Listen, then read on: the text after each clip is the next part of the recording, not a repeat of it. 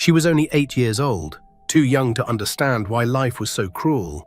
But when her sick mother needed money for hospital bills, she picked up a bag of yams and walked into the richest neighborhood in Lagos. What she found in one mansion would change everything: a photograph, a secret, and a love story that was never supposed to end. Sit back and find out as we dive into the story of how a little girl's courage reunited two hearts that were torn apart by lies.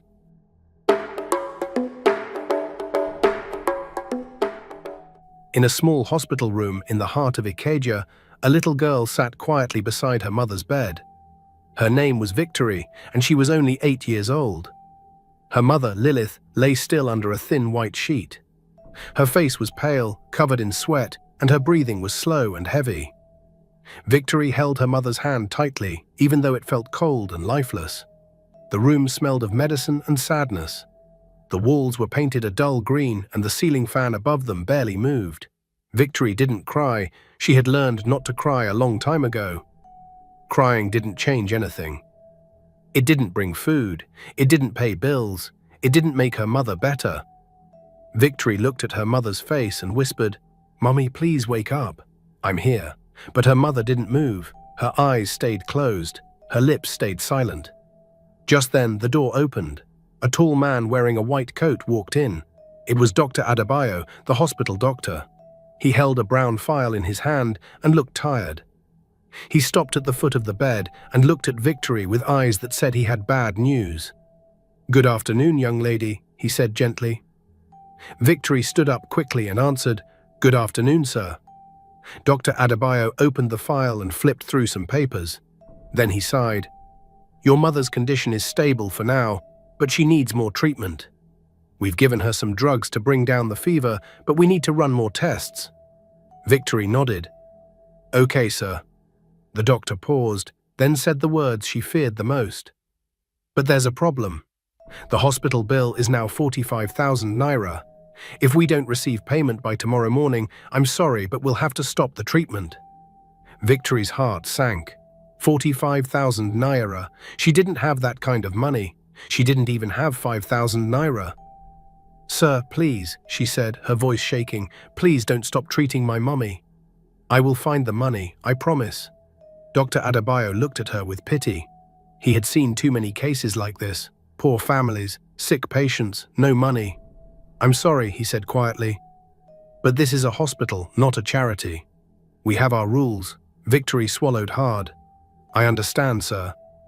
But please, just give me until tomorrow. I will bring the money." The doctor stared at her for a moment, then nodded slowly. "Tomorrow morning, 8 a.m. sharp. If the money is not here, we'll have to discharge her." "Thank you, sir," Victory said, her voice barely above a whisper. Dr. Adebayo walked out of the room, leaving Victory alone with her unconscious mother. She sat back down on the edge of the bed and looked at her mother's face. Tears filled her eyes, but she blinked them away. She leaned forward and kissed her mother's forehead gently. "Don't worry, Mummy," she whispered. "I will get the money. I promise." She stood up, adjusted her school uniform dress, and walked out of the hospital room with a heavy heart but a strong will. Victory knew exactly what she had to do. The small apartment where Victory and her mother lived was not far from the hospital. It was just one room with a tiny kitchen in the corner and a bathroom that barely worked. The paint on the walls was peeling off, and the ceiling had brown stains from old rainwater, but it was home. Victory pushed open the door and stepped inside. The room was quiet. Too quiet. She missed hearing her mother's voice, her mother's laughter, her mother's songs while cooking. She walked to the corner where her mother kept the yams. There were about 15 of them in a large brown sack. Her mother used to sell them every evening by the roadside to make money for food and rent. But now her mother was too sick to sell anything. Victory bent down, grabbed the sack, and tried to lift it. It was too heavy. She pulled again, this time with all her strength. The sack moved a little. She dragged it toward the door, one pull at a time. Her arms hurt, her back hurt, but she didn't stop. When she finally got the sack outside, she tied the top with a rope and placed it on her head, the way she had seen her mother do many times. It was so heavy that her neck bent slightly to the side, but she balanced it and started walking. Victory didn't go to the poor neighborhoods. She knew the people there had no money. Instead, she walked toward the rich part of town, Victoria Island, where the big houses and fancy cars were. It was far, but she didn't care. She had to save her mother. As she walked under the hot afternoon sun, people stared at her. Some shook their heads, some whispered. But no one helped her carry the load. No one asked if she was okay. Victory kept walking. After almost an hour, she finally reached Victoria Island. The streets were cleaner here. The houses were bigger, the gates were taller. Everything looked different. Victory stopped in front of the first house she saw. It had a tall black gate with sharp edges on top. She knocked on the gate. A security guard opened a small window and looked down at her. "What do you want?" he asked rudely. "Good afternoon, sir," Victory said politely. "I'm selling yams." "Fresh yams.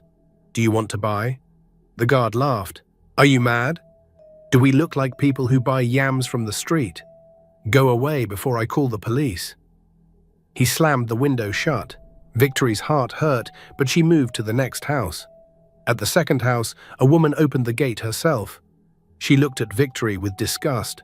"Why is a dirty little girl knocking on my gate? Go away, we don't want anything from you." She didn't even let Victory speak before she shut the gate in her face. Victory moved to the third house. This time, a young man opened the gate. He looked at her and smiled a little. "What are you selling, small girl?" he asked. "Yams, sir. Fresh yams, only 500 naira per tuber." The man looked at the sack on her head and felt a little pity. He brought out his wallet and gave her 1,000 naira. "Take this. Keep the yams. Use the money to buy something to eat." Victory's eyes lit up. "Thank you, sir. God bless you." The man nodded and closed the gate. Victory continued walking, knocking on more gates. Some people bought from her, some gave her money without taking the yams. Some insulted her and told her to leave. By evening, Victory had sold about half of the yams. She counted the money in her hand. 18,000 naira. It was a lot, but it was still not enough. She needed 45,000 naira. She looked at the remaining yams in her sack and sighed. Then she saw it. At the end of the street, standing tall and proud, was the biggest mansion she had ever seen. It had white pillars, a golden gate, and a long driveway lined with flowers. The house looked like something from a movie. Victory took a deep breath. "This is my last chance," she whispered to herself. She walked toward the mansion, her legs tired, her shoulders aching, but her hope still strong. When she reached the golden gate, she knocked gently.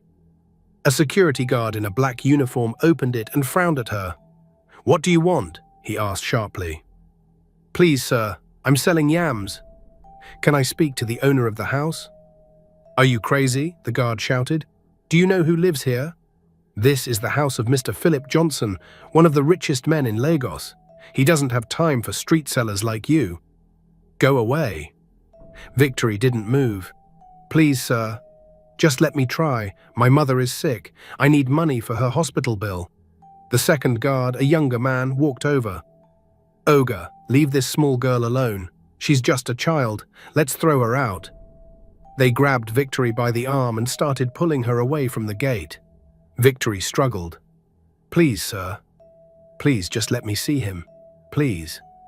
Inside the mansion, Philip Johnson sat in his large study room. He was 35 years old, tall and handsome, with sharp eyes and a serious face. He wore a white tuxedo suit even though he was at home. On his desk were piles of documents, contracts, and business files. He was on the phone, arguing with someone. "I don't care what the board says. If they don't agree to my terms, I'll pull out of the deal completely."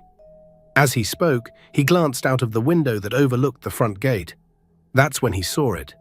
2 security guards were pulling a small girl away from the gate. The girl was crying, begging, holding a sack on her head. Philip's heart tightened. He didn't know why, but something about the scene bothered him. He ended the call abruptly. "I'll call you back." He stood up, walked out of the study and went straight to the front door. His housekeeper, Mrs. Clara, saw him and asked, "Sir, where are you going?" "Outside," he said without stopping. He opened the door and walked down the long driveway toward the gate. The guards saw him coming and immediately let go of the girl. They stood at attention. "What's going on here?" Philip asked, his voice calm but firm. "Sir, this small girl came to disturb us," the first guard said quickly. "We were just sending her away." Philip looked at Victory. She was small, thin, and her dress was dirty. Her eyes were red, but she wasn't crying anymore. She stood there, holding the sack tightly, staring at him with a mix of fear and hope. "Let her in," Philip said. The guards looked shocked. "Sir?" "I said let her in." "Yes, sir." They opened the gate immediately. Victory stepped inside slowly, her heart pounding. She had never been inside such a big compound before. The driveway was smooth and shiny.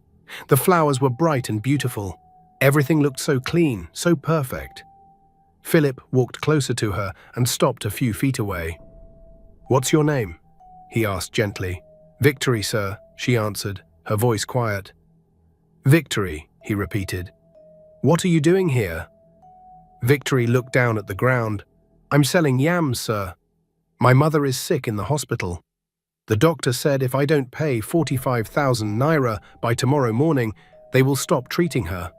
Philip's chest tightened again. He looked at the sack on her head. "How old are you, Victory?" 8 years old, sir." 8 years old, Philip whispered. "And you're out here selling yams alone?" "Yes, sir. I have no one else. My father is dead. It's just me and my mummy." Philip felt something break inside him. He had seen many people beg for money before, but this was different. This was a child who should be playing, not carrying heavy loads and knocking on strangers' gates. "How much have you made so far?" he asked. Victory reached into her pocket and brought out the crumpled notes. 18,000 naira, sir." Philip nodded. "And how much do you still need?" 27,000 naira, sir." Philip looked at her for a long moment. Then he said, "Wait here. I'll help you." Victory's eyes widened. "Really, sir?" "Yes. But first, let me take you inside." "You look tired." Victory hesitated. "Sir, I don't want to trouble you." "It's no trouble," Philip said with a small smile. "Come." He led her up the driveway, past the fountain, and into the mansion. Victory's mouth fell open. The inside of the house was even more beautiful than the outside. The floors were made of shiny marble. The walls had big paintings. The ceiling was high with a crystal chandelier hanging in the center. "Wait here," Philip said, pointing to a chair in the large sitting room. "I'll go get my wallet." Victory sat down carefully, afraid to touch anything. She placed the sack of yams on the floor beside her. Philip walked toward his study room, which was just down the hallway. As Victory waited, she looked around. Everything was so beautiful, so clean, so expensive. Then her eyes landed on something that made her heart stop. The door to the study room was slightly open. Through the crack, she could see inside. And there, on the wall behind the desk, was a large framed photograph. Victory squinted and leaned forward a little. Her breath caught in her throat. She stood up slowly and walked closer to the door. She looked through the crack again, this time more carefully. The photograph was of a young woman. She had long black curly hair, a bright smile, and kind eyes. She was wearing a yellow dress and standing in front of a beach. Victory's hands began to shake. Her heart began to pound. She knew that face. She had seen that face every single day of her life. It was her mother. Victory pushed the door open a little more and stepped inside the study room. She walked closer to the photograph, her eyes wide, her mouth open. She stood there, frozen, staring at the picture. "That's my mummy," she whispered. Philip was at his desk, opening a drawer to get his wallet. He heard her voice and turned around. He saw her standing in front of the photograph, staring at it like she had seen a ghost. "Victory," he said, confused. "What are you doing?" Victory turned to look at him, her eyes filled with tears. "Sir," she said, her voice trembling, "why is my mummy's picture in your house?" Philip froze. The room went silent. He stared at her, his mind spinning. "What did you say?" "That picture," Victory said, pointing at the wall. "That's my mummy." "Why do you have her picture?" Philip's face went pale. He walked toward the photograph slowly, then looked back at Victory. "Your mother," he whispered. "Yes, sir. Her name is Lilith. That's my mummy." Philip felt the ground shift under his feet. His heart started pounding so hard he thought it would burst. He looked at the picture, then at Victory, then at the picture again. "Lilith," he whispered, his voice breaking. "Your mother's name is Lilith?" "Yes, sir." Philip's eyes filled with tears. He covered his mouth with his hand and turned away. His whole body was shaking. Victory didn't understand what was happening. She just stood there, confused and scared. Then, from behind them, a sharp voice cut through the silence. "What is going on here?" Victory and Philip both turned around. Standing in the doorway was an old woman. She was tall, elegant, and dressed in expensive clothes. Her face was hard, her eyes cold. It was Mrs. Patricia Johnson, Philip's mother. She looked at Victory with disgust. "Who is this dirty child? And why is she in my son's study?" Philip wiped his eyes quickly. "Mother, I don't care who she is," Mrs. Patricia snapped. "Get her out of here." Now, Victory took a step back, frightened. Philip tried to speak again. "Mother, please, just listen." "No," Mrs. Patricia said firmly. She walked toward Victory and pointed at the door. "You get out, now." "But Victory started. "I said get out," Mrs. Patricia shouted. She grabbed Victory by the arm and pulled her toward the door. "Mother, stop," Philip said, his voice rising. But his mother didn't listen. "This girl is a scammer," Mrs. Patricia said coldly. "She saw the picture and now she's trying to manipulate you. She's lying. She's using your pain to get money from you." "No, Ma, I'm not lying," Victory cried. "That's really my mummy." "Shut up," Mrs. Patricia hissed. She dragged Victory out of the study, through the sitting room, and out the front door. She pushed her down the driveway and shouted at the guards. "Throw this girl out and make sure she never comes back." The guards opened the gate and pushed Victory outside. She fell to the ground, scraping her knee. The sack of yams fell beside her. The gate slammed shut. Victory sat on the ground, crying. Her knee was bleeding. Her heart was breaking. She didn't understand what had just happened. She didn't understand why that woman was so angry. But she had to go. She had to get back to her mother. She picked up the sack, wiped her tears, and started walking back to the hospital. By the time Victory reached the hospital, it was already evening. Her legs were tired, her arms were sore, her knee was still bleeding. But she didn't care. She had the money. She went straight to the reception desk and handed the 18,000 naira to the nurse. "Please, Ma. This is for my mother's bill. Her name is Lilith." The nurse counted the money and shook her head. "This is not enough. The bill is 45,000 naira. "I know, Ma," Victory said, "but please, just take this for now. I'll bring the rest tomorrow, I promise." The nurse sighed. "Okay, but if you don't bring the remaining 27,000 naira by tomorrow morning, we will stop the treatment." "Yes, Ma. Thank you, Ma." Victory ran to her mother's room. When she opened the door, she saw her mother awake. Lilith was sitting up in bed, weak but conscious. Her eyes lit up when she saw Victory. "Victory," she said softly. "Where have you been? I was so worried." Victory ran to her mother and hugged her tightly.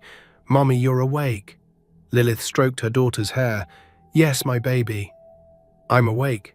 But where did you go? It's already night." Victory pulled away and looked at her mother. "Mommy, I went to sell yams." "I needed money for your hospital bill." Lilith's eyes filled with tears. "Victory, you didn't have to do that. You're just a child. But Mommy, the doctor said if we don't pay, they'll stop treating you." "I had to do it." Lilith held her daughter's face in her hands. "My strong girl, I'm so proud of you." She paused and looked at Victory's torn dress and bleeding knee. "But what happened to you? Why are you hurt?" Victory sat on the edge of the bed and took a deep breath. "Mommy, something strange happened today." "What happened?" Lilith asked, her voice full of concern. Victory began to tell her story slowly. "I was selling yams in Victoria Island. Some people bought from me, some people chased me away. But then I reached this very big house, the biggest house I've ever seen, Mommy. It had a golden gate and white pillars." Lilith listened quietly, her heart starting to beat faster. "The guards at the gate didn't want to let me in," Victory continued. "They were pushing me away. But then a man came out of the house. He told them to let me in." Lilith's hands began to tremble. "What man?" she whispered. A tall man, Mommy. He was wearing a white suit. He had kind eyes. He asked me my name and why I was selling yams. I told him about you, about how you're sick. He said he would help me. Lilith's eyes widened. Then what happened? He took me inside the mansion, Victory said. Mommy, the house was so beautiful, like the ones we see on TV. He told me to wait in the sitting room while he went to get his wallet. Lilith's breathing became faster, and then Victory looked at her mother with innocent eyes. Mommy, I saw something through the door of his study room. There was a big picture on the wall. And Mommy, her voice dropped to a whisper, it was your picture. Lilith gasped. Her hand flew to her mouth. No, she whispered. No, no, no. Yes, Mommy, Victory said. It was you. You were wearing a yellow dress and standing near the sea. You looked younger, but it was definitely you. I asked him why he had your picture. Lilith's whole body started shaking. Tears rolled down her cheeks. What did he say? He didn't say anything, Mommy. He just stared at me like he saw a ghost. He started crying, but then an old woman came. She was very angry. She shouted at me and called me a liar. She said I was trying to trick them. Then she dragged me out of the house and told the guards to throw me out. Lilith covered her face with both hands and began to sob. Oh God, no. Mommy, what's wrong? Victory asked, frightened by her mother's reaction. Why are you crying? Lilith tried to compose herself, but her hands were still shaking.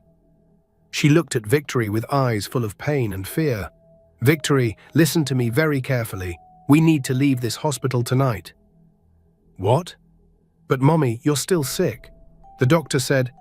I don't care what the doctor said, Lilith said urgently. We need to leave. We need to leave Lagos. We need to go far away, where they can't find us. Mommy, you're scaring me, Victory said, her voice trembling. Who can't find us? Lilith took her daughter's hands and held them tightly. Victory, that man you saw today, that man in the mansion, do you remember his face? Victory nodded. Yes, Mommy. Victory, Lilith said, her voice breaking. That man is your father. Victory's eyes went wide. For a moment she couldn't speak. She just stared at her mother, unable to process what she had just heard. What? She finally whispered. His name is Philip, Lilith said, tears streaming down her face. Philip Johnson. He's your father. But Mommy, Victory said, confusion written all over her face. You told me my father was dead. You said he died before I was born. Lilith shook her head, crying harder now. I lied, Victory. I had to lie. I had to protect you. Protect me from what? Victory asked, her voice rising. Mommy, I don't understand. If he's my father, why did we run away? Why have we been living in poverty? Why didn't you tell me? Lilith pulled Victory closer and hugged her tightly. Because my baby, his mother wanted to kill you. Victory pulled back sharply. What? Lilith wiped her tears and took a deep breath. She knew it was time to tell her daughter the truth. The whole truth. Victory, sit down. I need to tell you a story. A story about how I met your father, about how much we loved each other, and about why we can never go back. Victory sat on the bed, her heart pounding, her mind racing. Lilith began to speak. 8 years ago, I was 22 years old. I worked as a receptionist at a hotel in Victoria Island. The hotel was very big and fancy. Rich people came there all the time. I was happy with my job. I was saving money to go back to school. Lilith paused, a small smile appearing on her face despite her tears. One day, a young man walked into the hotel. He was tall, handsome, and different. Most rich people who came to the hotel were rude.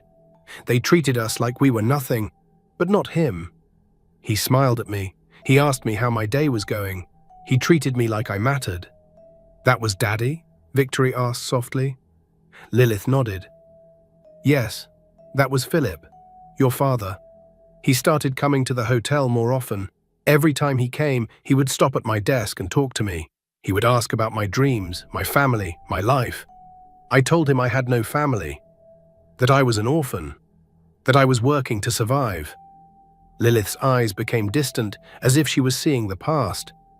He didn't look at me with pity like others did. He looked at me with respect, with kindness. We became friends. Then we started meeting outside the hotel. We would go to the beach, to restaurants, to parks. He showed me a world I had never seen before. Then one day, Lilith continued, her voice soft, he told me he loved me. He said, "Lilith, I don't care that you have no family. I don't care that you have no money. I love you for who you are. You are the most genuine person I have ever met." And I loved him too, Victory. I loved him so much. Victory listened, tears forming in her own eyes. She had never heard her mother talk like this before. "We were together for almost a year," Lilith said, "the happiest year of my life. Then one day, I started feeling sick. I went to the hospital and the doctor told me I was pregnant. I was scared, Victory. So scared. But when I told Philip, he was so happy. He lifted me up and spun me around. He said, 'Lilith, this is the best news I've ever heard. We're going to be a family.'" Lilith's face darkened, but then he said he wanted me to meet his mother. He wanted to tell her about the pregnancy and about our plan to get married. I was so nervous. I knew his mother was a very powerful woman. She came from old money. She had high expectations. But Philip kept saying, "Don't worry, she will love you just like I love you." "But she didn't love me," Lilith said, her voice turning bitter. "The day Philip took me to meet her, she looked at me like I was trash. She asked me where I came from. I told her I was an orphan. She asked me what my parents did. I said they were dead. She asked me if I went to university. I said I only finished secondary school." Lilith's hands clenched into fists. Then she laughed. She laughed at me, Victory. She said, "So you expect me to let a nobody, a poor orphan with no education and no family background, become my daughter-in-law? You must be joking." Philip tried to defend me. He said, "Mother, I love her. I'm going to marry her whether you like it or not." "What did she say?" Victory asked. "She smiled," Lilith said, a cold, evil smile. She said, "Okay, Philip. If that's what you want, go ahead. Marry her. I won't stop you." Philip was so happy. He thought she had accepted me. But I saw something in her eyes. Something dark. Something dangerous. I knew she was lying. Lilith's voice dropped to almost a whisper. That night, I was sleeping in the small room I rented near the hotel. It was around midnight. I heard a knock on my door. When I opened it, Mrs. Patricia was standing there. She was alone. No driver, no bodyguard, just her. Victory's eyes widened. What did she do? "She walked into my room without permission," Lilith said. "She looked around at my poor furniture, my small bed, my old clothes. Then she looked at me and said, 'Let me make something very clear to you. You will never marry my son. You will never be part of my family. You are nothing but a gold digger.'" Lilith's voice shook. I told her I loved Philip. I told her I wasn't with him for his money, but she didn't care. She came closer to me and said in a voice so cold it made my blood freeze, "If you don't leave my son, I will kill that baby inside you, and if you think I'm joking, try me. I have the money and the power to make you disappear. No one will even know you existed." Victory covered her mouth in shock. "She said that?" Lilith nodded, tears flowing freely now. "Yes, and I knew she meant it. I could see it in her eyes. She wasn't bluffing. So that night, after she left, I packed everything I owned into one small bag. I took the little money I had saved, and I ran. I left Lagos and went to a village far away. I didn't tell Philip. I didn't tell anyone. I just disappeared." "But why didn't you tell Daddy?" Victory asked. "Maybe he could have protected us." Lilith shook her head. "Victory, you don't understand. Back then, Philip was still young. He was only 27 years old. Yes, he had money, but most of his wealth was still controlled by his mother. She had the power, the connections, the influence. If I had told him, he would have tried to fight her. And she would have destroyed him too. Or worse, she would have killed you before you were even born." Lilith looked at her daughter with eyes full of pain. "I chose you, Victory. I chose your life over my love. I spent my entire pregnancy hiding in that village. I had you in a small clinic. No friends, no family, just me and you. And when you were born, I looked at your tiny face and I knew I had made the right choice." Victory's tears fell silently. She didn't know what to say. "We moved back to Lagos when you were 2 years old," Lilith continued. "I thought enough time had passed." I changed my last name. I stayed away from Victoria Island. I worked hard to make sure we had food and shelter. And I told you your father was dead because I thought it would be easier than explaining the truth." Lilith held Victory's face in her hands. "But now they know. Now they've seen you. That old woman will not stop, Victory. She will find us. And she will do whatever it takes to make sure we disappear again. That's why we need to leave. Tonight." Before Victory could respond, they heard footsteps in the hallway outside the room, multiple footsteps, coming closer. Lilith's face went pale. "Oh no," she whispered. The door to the hospital room opened, and there, standing in the doorway, was Philip. His eyes were red and swollen. His suit was wrinkled. His hair was messy. He looked like he had been crying for hours. Behind him stood Dr. Adebayo and two nurses. "Lilith," Philip said, his voice breaking, "it's really you." Lilith tried to get out of bed, panic written all over her face. "Philip, please, you need to leave. You need to go." "Leave?" Philip said, stepping into the room. "Lilith, I've been searching for you for 8 years. 8 years. Do you know what that did to me? Do you know how many nights I stayed awake, wondering if you were alive or dead?" "Philip, please," Lilith started, but Philip raised his hand. "No," he said firmly, "no more running. No more hiding. I need to understand. Why did you leave me? Why did you take my daughter away from me?" Victory looked between her mother and father, her heart breaking at the pain in both their faces. Lilith's voice was barely a whisper. "Your mother threatened to kill our baby." Philip froze. The room went completely silent. You could hear a pin drop. "What?" he finally said. "Your mother came to my room the night after we met her," Lilith said, tears streaming down her face. "She told me if I didn't leave you, she would kill our baby. She said she had the power and the money to make us disappear. And I believed her, Philip. I knew she was capable of it." Philip's face went from shock to rage, his hands clenched into fists, his jaw tightened. "My mother did what?" "I'm sorry," Lilith sobbed. "I'm so sorry. But I had to protect Victory. I had to choose her life over us." Philip's legs seemed to give out. He stumbled backward and leaned against the wall. He covered his face with his hands and let out a sound that was somewhere between a cry and a scream. It was the sound of a man whose heart had just been shattered into a million pieces. Dr. Adebayo, who had been standing quietly by the door, cleared his throat. "Sir, perhaps we should give them some privacy." "No," Philip said, wiping his face roughly. "No, I need to be here." He walked toward Lilith's bed, his steps slow and deliberate. When he reached her, he knelt down beside the bed and took her hand. "Lilith," he said, his voice hoarse from crying, "I was young and stupid back then. I was still dependent on my mother, but not anymore. I have my own companies now, my own money, my own power, and I swear to you, on everything I own, I will never let her hurt you or Victory ever again." Lilith shook her head, still crying. "Philip, you don't understand. Your mother is powerful. She has connections everywhere. I don't care," Philip said, his voice growing stronger. "I don't care how powerful she is. I'm not losing you again. I'm not losing my daughter again. I lost 8 years with Victory. 8 years I can never get back. Birthdays I missed. First words I didn't hear. First steps I didn't see. I will not lose one more day." He stood up and looked at Dr. Adebayo. "Doctor, what's the total hospital bill?" "Sir, it's 45,000 naira, the doctor replied. "I'm paying it. All of it. Right now, and I want the best treatment for her, the best doctors, the best medicine, whatever it takes." "Philip, you don't have to—" Lilith started. "Yes, I do," Philip said. He pulled out his phone and made a call. "Hello, this is Philip Johnson. I'm at Ikeja General Hospital. I need you to transfer 100,000 naira to the hospital's account right now."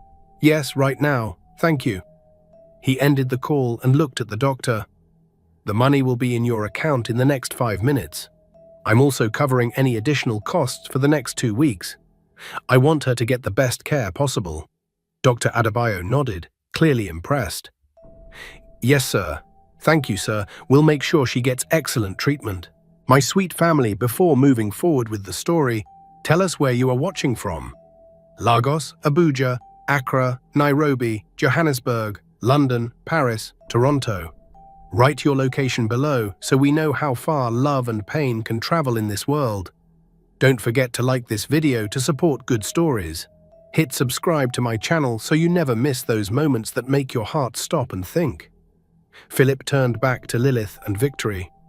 And when you're better, both of you are coming with me. I have an apartment ready, a safe place where my mother can't find you. Philip, I don't know if that's a good idea, Lilith said weakly. Your mother will have to go through me first, Philip said firmly. And I promise you, Lilith, this time I'm ready for her. This time I won't let her win. Victory, who had been quiet this whole time, suddenly spoke up. Daddy? Philip turned to look at his daughter. Hearing her call him Daddy for the first time made fresh tears spring to his eyes. Yes, Victory. Are you really my daddy? She asked, her voice small and uncertain. Philip knelt down so he was at her eye level. Yes, Victory, I'm your daddy. And I'm so sorry I wasn't there for you all these years. I'm so sorry you had to carry yams on your head. I'm so sorry you had to suffer. But from today, that changes. From today, I will take care of you and your mother, I promise. Victory looked at him for a long moment, studying his face. Then slowly, she reached out and touched his cheek. You look like me, she said softly. Philip laughed through his tears. Yes, I do. You have my eyes. And my nose. You're my daughter. My beautiful daughter. Victory wrapped her small arms around his neck and hugged him tightly. Philip held her close, and for the first time in 8 years, he felt complete. He felt like the missing piece of his heart had finally been found.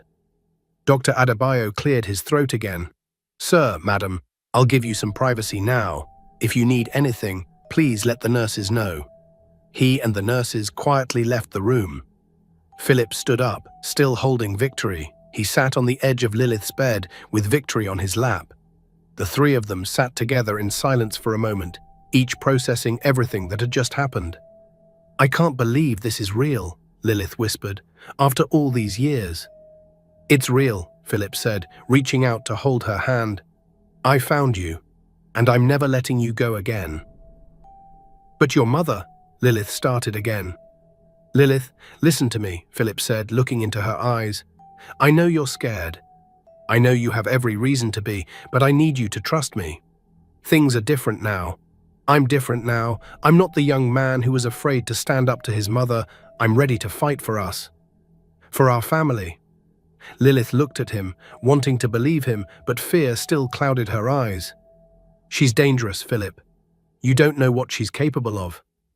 Then it's time I find out, Philip said, because I'm done living in fear.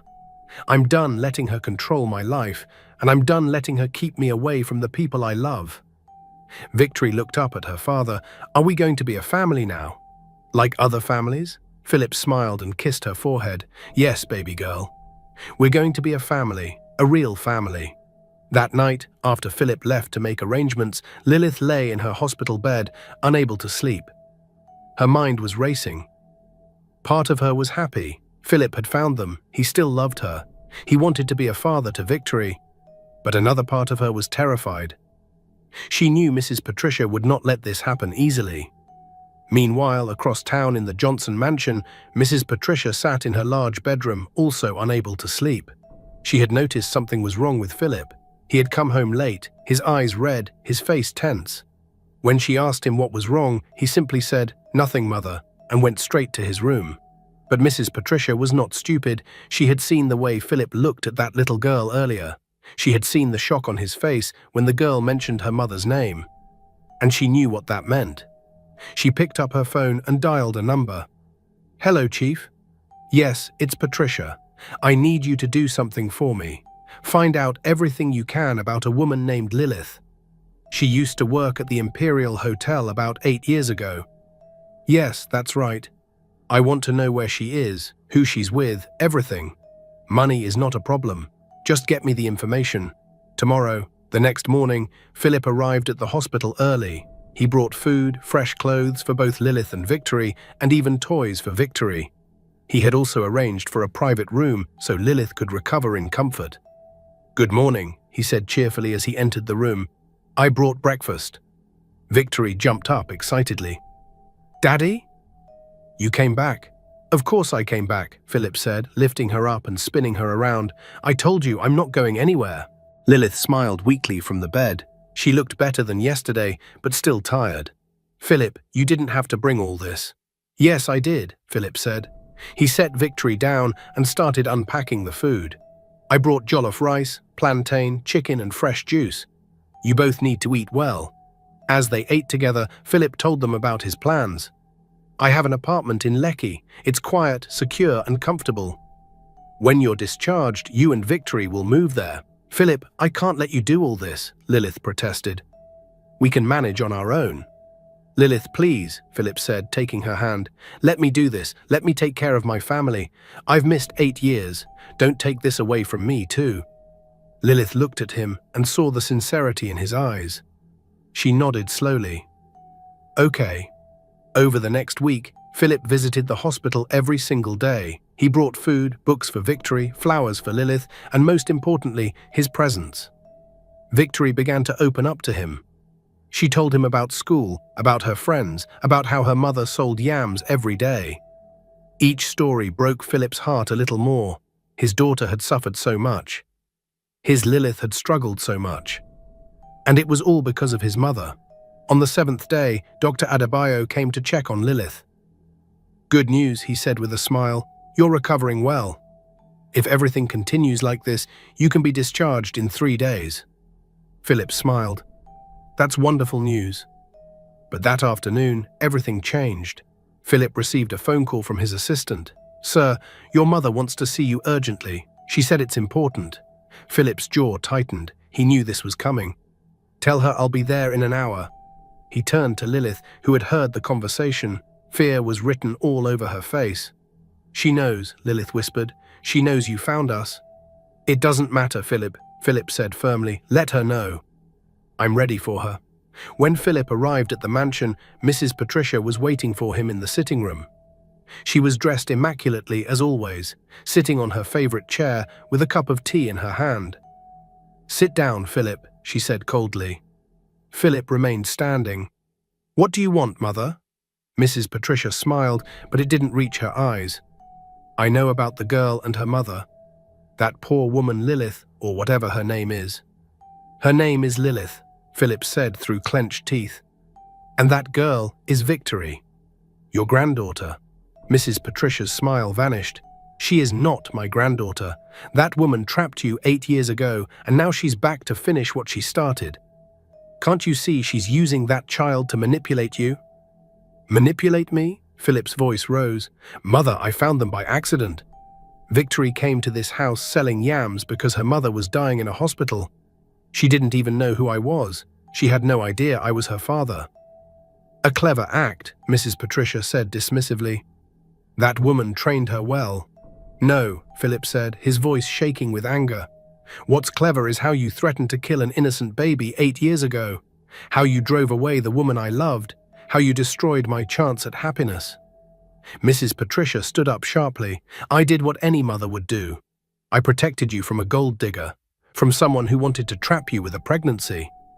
She didn't trap me, Philip shouted. I loved her, I still love her, and that child is mine, my daughter, whether you accept it or not. Then you're a fool, Mrs. Patricia said coldly, just like your father was. Don't you dare bring my father into this, Philip warned. Mrs. Patricia walked closer to him.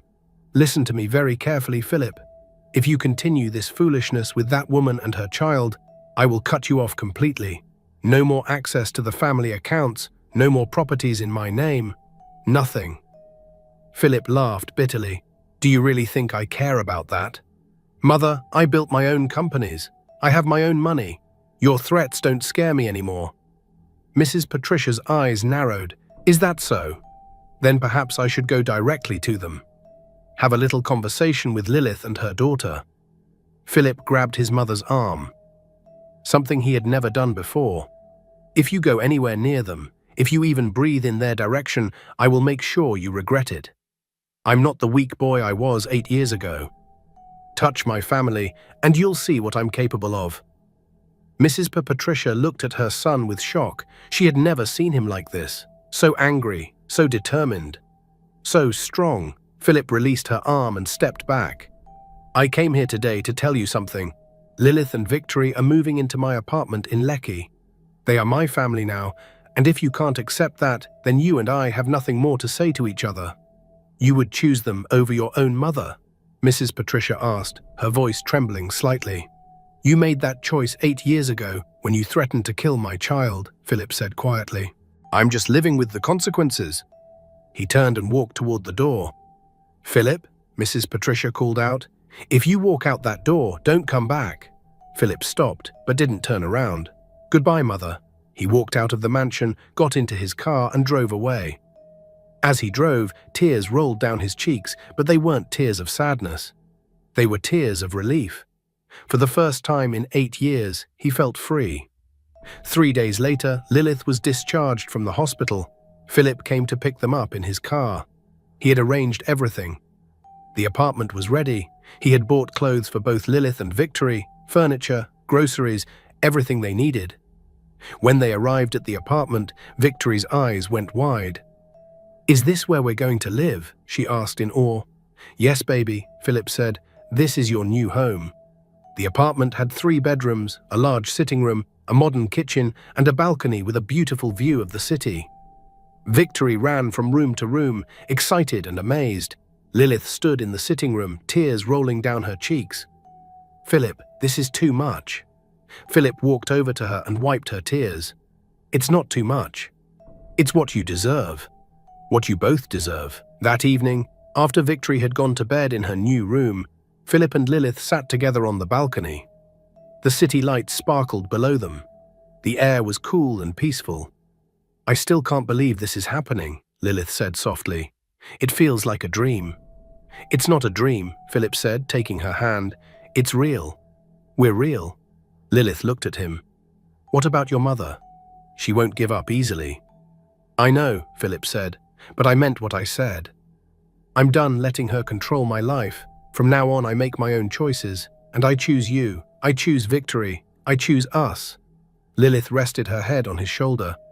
I never stopped loving you, you know, even when I ran away, even when I told myself to forget you. My heart never let you go. Philip wrapped his arm around her. I never stopped looking for you.